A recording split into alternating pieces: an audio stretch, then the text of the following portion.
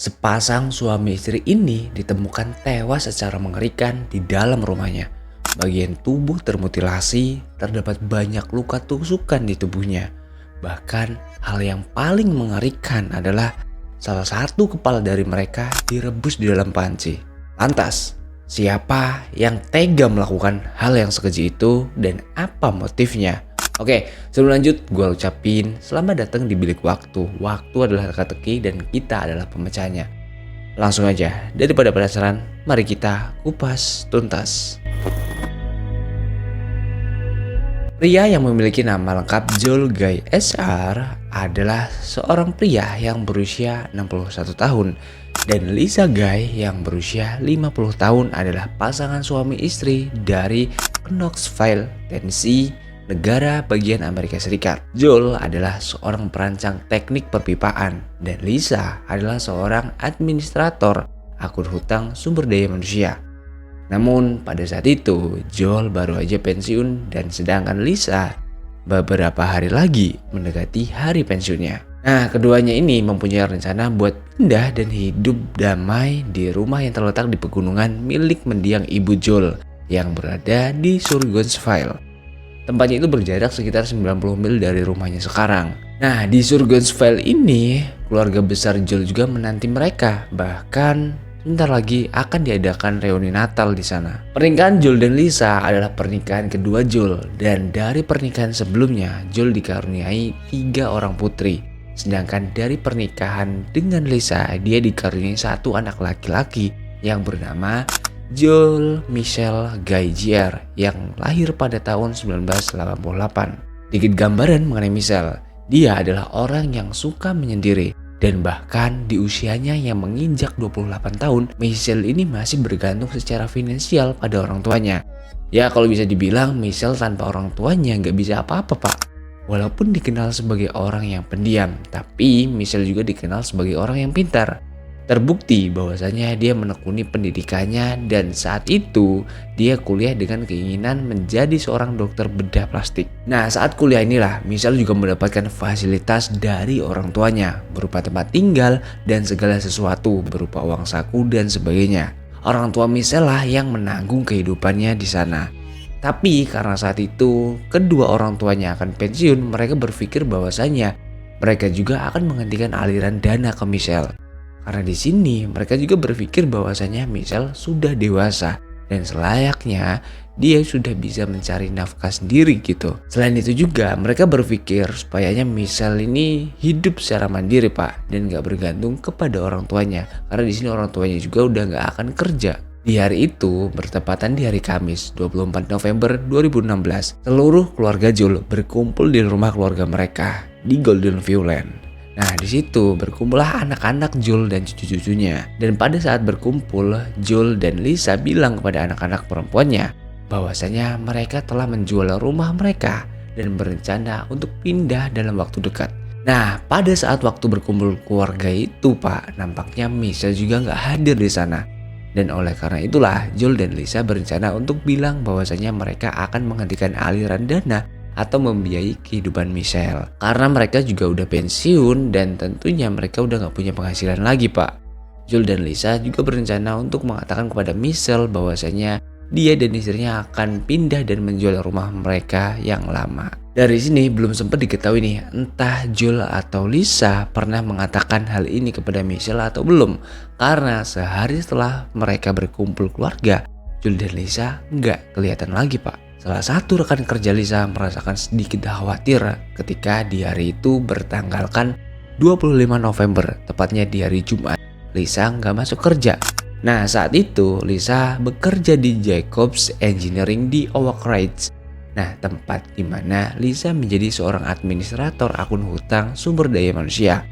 Dan di hari itu pak seharusnya menjadi hari terakhir Lisa bekerja di sana sebelum dia pensiun. Salah satu rekan kerja Lisa mencoba menghubungi Lisa. Dia menelpon Lisa berulang kali namun gak ada jawaban sama sekali. Dan hal ini sepertinya di luar kebiasaan Lisa. Karena khawatir akan keselamatan Lisa, kemudian rekan kerjanya ini menelpon kepolisian.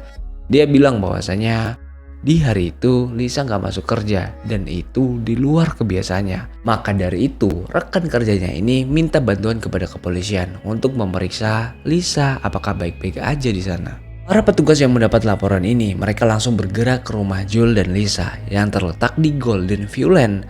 Nah, kedatangan mereka untuk memastikan bahwasannya Lisa baik-baik aja. Namun, sesampainya di sana, terlihat suasananya di rumah Lisa sepi dan gak terlihat ada aktivitas. Mereka juga melihat bahwasannya rumah itu sebenarnya dijual. Dan pada saat kepolisian melakukan pemeriksaan, mereka mengetuk pintu beberapa kali. Namun hasilnya nihil, gak ada jawaban dari dalam.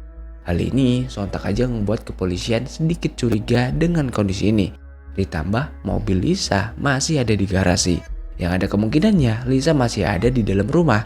Namun apa yang terjadi dengan Lisa, Pak? Saat itu kepolisian coba menyisir ke seluruh penjuru rumah. Dan pada saat mengintip ke dalam dari lubang pintu utama, kepolisian melihat di dalam rumah itu terdapat bahan makanan seperti es krim, sosis, dan masih banyak lagi yang tergeletak di lantai, Pak. Namun, pada saat kepolisian mengintai bagian belakang rumah, di situ mereka menemukan sesuatu yang sedikit aneh. Mereka menemukan gagang pintu di pintu belakang itu udah dilepas dan setelah mereka periksa, ternyata gagang pintu itu terletak di pintu depan. Hal yang semakin membuat mereka merasa aneh adalah mereka merasakan panas yang keluar dari dalam rumah serta bau bahan kimia yang aneh. Kemudian pada saat itulah salah seorang petugas membuka pintu garasi sehingga mereka bisa masuk ke dalam rumah. Alangkah terkejutnya ketika kepolisian bisa memasuki rumah itu. Suhu ruangan dalam rumah itu cukup drastis karena setelah dilakukan penyelidikan ternyata mereka menemukan termostat disetel pada suhu 90 derajat, Pak. Namun di sini kepolisian belum bisa menemukan Lisa dan suaminya di dalam rumah. Mereka coba terus menyisir ruangan di rumah itu. Dan pada saat itu kepolisian menemukan dompet Lisa serta tasnya berada di atas meja. Lalu di bagian meja lain terdapat sebuah laras panjang. Hal yang semakin membuat kepolisian kaget adalah ketika mereka menemukan panci di dapur yang berisikan air mendidih di atas kompor. Karena ketika dibuka, panci itu berisikan kepala Lisa yang telah dipenggal. Dan di dalam rumah itu, baunya benar-benar menyengat. Seperti bau reaksi kimia. Setelah menyisir di lantai bawah dan menemukan hal yang mengerikan itu, para kepolisian juga langsung menaiki lantai atas. Dan hal yang gak kalah mengerikan mereka temukan di sana. Kepolisian menemukan dinding yang berlumuran cairan merah. Dan sangat terkejutnya juga mereka melihat ada potongan tangan yang cukup banyak di karpet lantai. Semakin mereka menelusuri rumah Lisa, mereka semakin menemukan hal-hal yang mengerikan. Setelah mereka memasuki kamar mandi, alangkah terkejutnya mereka menemukan potongan-potongan tubuh Jules dan Lisa yang terletak di dalam bak plastik yang direndam larutan asam. Larutan ini sepertinya racikan sendiri. Dan sepertinya juga larutan inilah yang menyebabkan bau rumah itu cukup menyengat bau kimia, Pak. Selain itu juga, kepolisian juga menemukan beberapa pakaian yang dikenakan Lisa yang memang sudah berlumuran bercak cairan merah di mana-mana. Kepolisian juga menemukan beberapa barang bukti yang digunakan untuk membuat cairan kimia. Di situ mereka menemukan pembersih saluran pembuangan, soda kue, pembersih saluran pembuangan liquid fire, alkali, hidrogen peroksida, asam muriatik, dan penyemprot pemutih yang nampaknya barang-barang tersebut dibeli oleh pelaku dari toko es hardware. Karena reaksi-reaksi zat kimia inilah rumah ini cukup berbahaya. Sehingga para penyidik yang melakukan penyelidikan harus mengenakan pakaian hazmat untuk menghindari paparan dari reaksi kimia dari cairan itu, Pak. Bahkan saat itu salah seorang petugas menggambarkan hal ini adalah hal yang paling mengerikan yang pernah dia alami dalam menangani kasus-kasus seperti ini. Kepolisian yang berada di rumah itu kemudian menemukan satu barang bukti yang mengarahkan pada pelaku pembunuhan Pak Sutri ini.